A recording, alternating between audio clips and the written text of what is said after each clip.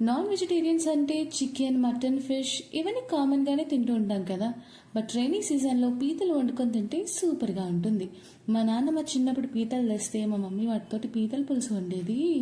అబ్బాబాబా అమృతంలాగా అనిపించేది. ఈ వీక్ పీతల ఫ్రై ఎలా చేయాలో చూపిద్దాం అనుకుంటున్నాను. పీతల పులుసు రెసిపీ కూడా పోస్ట్ చేస్తాను నెక్స్ట్ వీక్, సో సబ్స్క్రైబ్ చేసుకోండి. నేను 1 kg పీతలు తీసుకున్నాను అనమాట.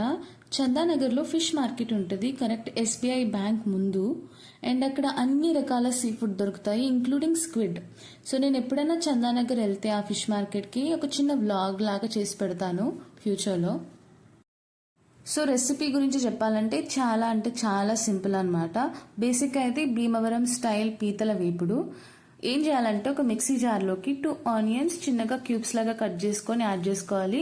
అందులోని కొద్దిగా అల్లం, వెల్లుల్లి, జీలకర్ర, ధనియాలు, కొద్దిగా కార్డమన్ సీడ్స్ అంటే యాలకులు, అండ్ ఉప్పు, పసుపు, మీ టేస్ట్కి తగ్గట్టు కారం కూడా యాడ్ చేసుకొని ఫైన్ పేస్ట్ లాగా గ్రైండ్ చేసుకొని పక్కన పెట్టుకోవాలి.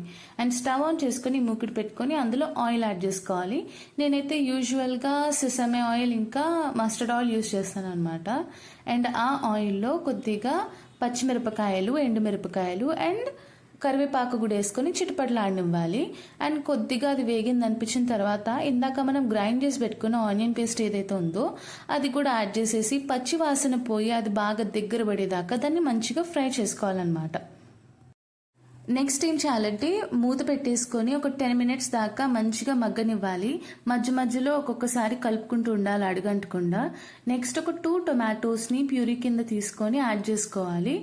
ఇది కూడా మూత పెట్టుకొని ఒక 10 minutes దాకా నీట్గా కుక్ చేసుకోవాలి కింద అడుగు పట్టకుండా. తర్వాత మనం క్లీన్ చేసి పెట్టుకున్న పీతలు ఉంటాయి కదా, పీతల్ని కూడా అందులోకి యాడ్ చేసేయాలన్నమాట. నేనైతే 1/2 kg పీతలు యాడ్ చేస్తున్నాను అనమాట. ఇంకో 1/2 kg తోటి నేను పులుసు పెట్టుకున్నాను ఆన్ ద సేమ్ డే.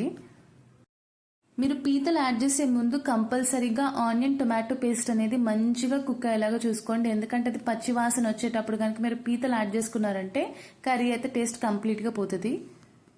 పీతలు వేసేసుకున్న తర్వాత మూత పెట్టేసుకొని ఒక 10 to 15 minutes దాకా మంచిగా కుక్ చేసుకోవాలన్నమాట, కింద అడుగంటకుండా.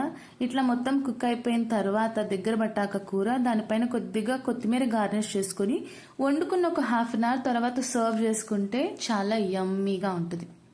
నేను చెప్పే రెసిపీస్ అన్ని వంట రాని వాళ్ళు కూడా ఈజీగా చేసుకునేలాగుంటాయి. సో ఇలాంటి మంచి మంచి రెసిపీస్ కావాలంటే సబ్స్క్రైబ్ చేసుకోండి.